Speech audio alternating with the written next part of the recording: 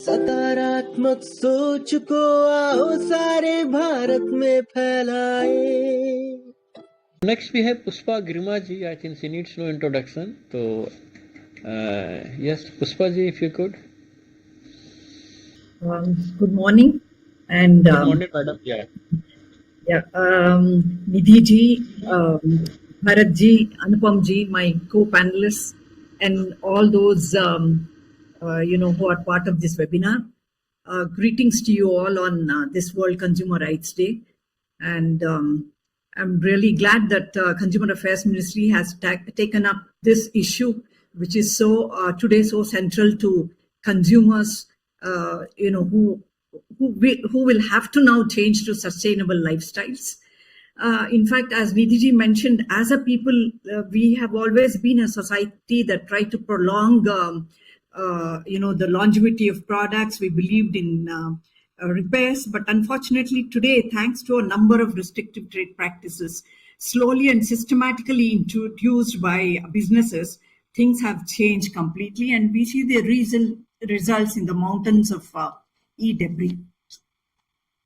So basically, I'll speak from the point of view of consumers on briefly what kind of problems today consumers face and what do they expect in terms of help when they, because today the time has come for consumers to completely change, transition to sustainable lifestyles. And one of them would be to, buy less and particularly concentrate on not replacing goods, but repairing them. So which of course needs a lot of help from the government and the businesses.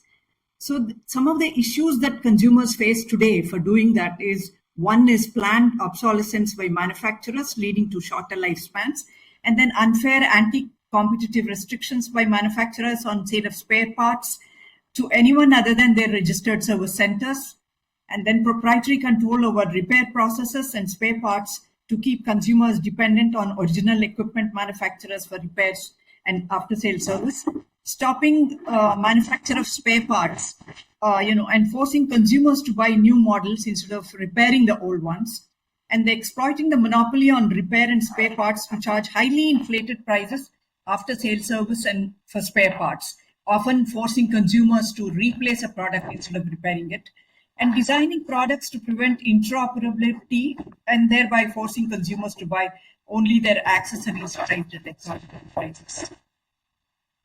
So now the repair, for example, replacing an entire display, to give just a few, I mean, we've all spoken about what happens in the mobile and the electronic sector, and even in household sectors, that is household appliances sector, for example, in order to replace, for a repair that requires just a spring in the knob that needs to be changed. Instead, you are asked to replace the entire display board in a microwave.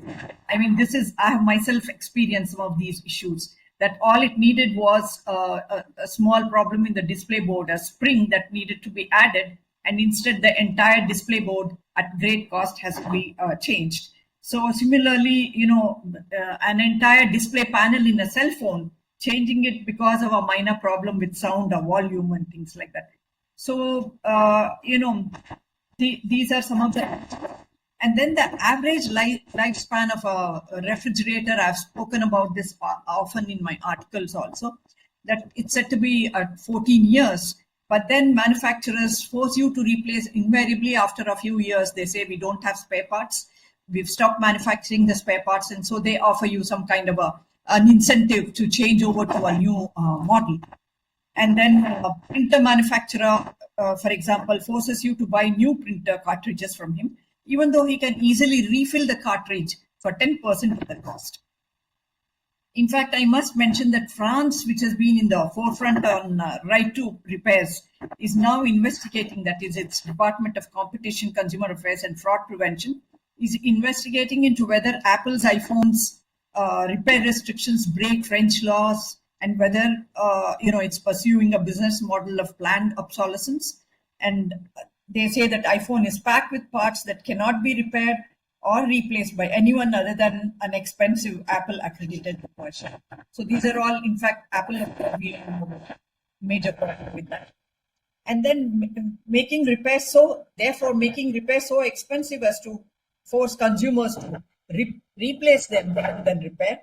And then product warranties that state that warranty will be void if repaired or serviced by anyone other than the authorized center. In fact, I was looking at some of the warranties. One says if spare parts are not available, the company's prevailing depreciation rule will be binding on the purchaser to accept as a commercial solution in lieu of repairs. So the consequences we can see. One, of course, these are violations of consumers' right to choice, a fair deal, and availability and repair of goods at reasonable prices. But its cost on the environment is also very heavy, and that's the reason for this urgency. In addition to empowering consumers and then protecting their rights, we also need to look at the environmental degradation that has happened.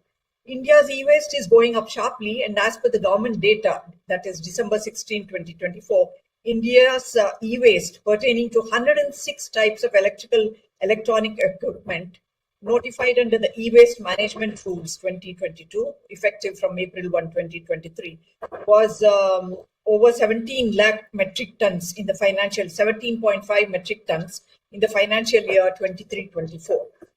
In fact, according to the 22-23 annual report of Central Pollution Control Board, the e-waste generated from 21 types of electric and electronic equipment during the financial year 21-22 was 16.1 lakh tons. But the quantity dismantled and recycled was only 5 lakhs. So this shows, the problem with collecting the products that are discarded and recycling them, refurbishing them, which is leading to a huge debris of e-waste. And the worst part is the e-waste contains so many neurotoxic heavy metals such as lead, mercury, and dioxins that leach into the environment, contaminate the air, soil, and water. And also we have seen people burning these products, and that leads to additional air pollution. So it is obvious now that transiting to sustainable lifestyles makes it imperative for consumers to buy less and then opt for repairs rather than replacement. And this requires an end to planned obsolescence and a circular economy where consumer products are repairable and at reasonable prices. So, of course, we need laws and regulations to help us do this, make sustainable choices. Union Ministry, of course, has been very proactive in this direction, and they have already initiated several steps like the right to repair portal and then the guidelines on greenwashing. And then, of course, the most important is the repairability index for mobile phones and electronics that's going to be finalized soon. So, but I do feel that, while yes, we have in the first phase, we are, covering the mobiles and electronic goods, but we need to urgently extend it to, the so-called, consumer durables, like home washing machines, television sets, printers, microwaves. And also because of the poor power supply, consumers in India are forced to buy all these gadgets such as voltage stabilizers and uninterrupted power supply gadgets. And these are all, they don't last long. And then invariably, one is, of course, the problem of battery. And even otherwise, you are constantly changing them because something goes wrong and it's not worth repairing them. So these are products that need to be brought into the repairability index so as to see how best they can be repaired without consumers spending too much money. And then, of course, displaying the repairability index should become mandatory. But eventually, I do feel that we need to have a comprehensive law on right to repair that ensures that product designs allow for longevity and easy repairability. Manufacturers make parts, tools, repair information, and software available to consumers and independent repair shops. Provide for repairs through, since we are now talking about artificial intelligence, there will come a time when we can probably ourselves repair it with the help of AI. So there should be, when we provide for this law, we should also take into consideration those technologies that will come in and help consumers repair products. So we have to provide for that too. And then manufacturers eventually, and then another thing is that in order to ensure, since we are speaking on sustainability and circularity, I think we should also incorporate power consumption, that is 5-star rating products, and incentivize their purchases so that power consumption decreases. And also, in order to ensure circularity, I do feel that we must encourage sale of second-hand goods. So the law that we are going to have on right to repair should also provide for sale of second-hand goods, and through promotion of certified second-hand goods, so that consumers have some guarantee when they buy those goods, and then they are at least available. I mean, they have certain quality parameters that are guaranteed. And we also need to incorporate this. I've been saying for earlier also. We need to incorporate product life cycles in BIS standards. In fact, I think that is absolutely important for consumers, because today, in order to protect their interests on these issues, they really need to know what is the average life cycle of each of these products, particularly household products. So we need to have those. BIS needs to do this as quickly as possible. And then we also need to develop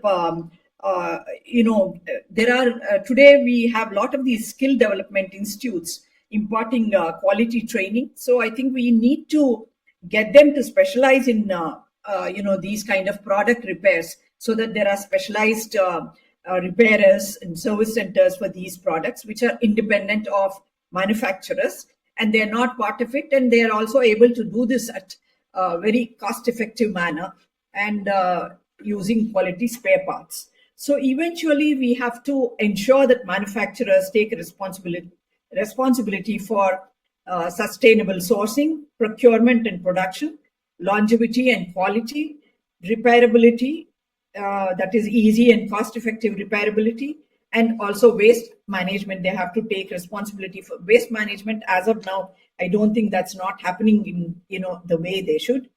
And we also, I feel, have to have in our law broad standards for repair services, so that they can be. That is, we don't need the manufacturers to certify service centers and things like that, but we can have independent certification for repairers, so that we have quality repairing and service centers. So I think all these have to be incorporated in the law, so that the right to the right to repair really becomes a reality.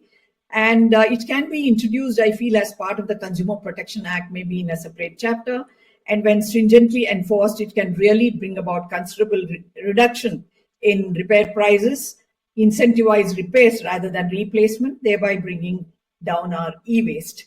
I think it's also important today, like I mentioned earlier, warranties are also, curbing consumers, or preventing consumers from going and getting their products repaired in places other than the authorized centers. So we also need to look at the warranties that are provided by manufacturers. In fact, it would be good if CCPA can come up with a model warranty that is fair to both the parties, and which can be used by all manufacturers, so that would bring in some equality in the whole deal. And I really hope this will be the beginning of our move towards sustainability and circularity. Thank you very much for giving me this opportunity.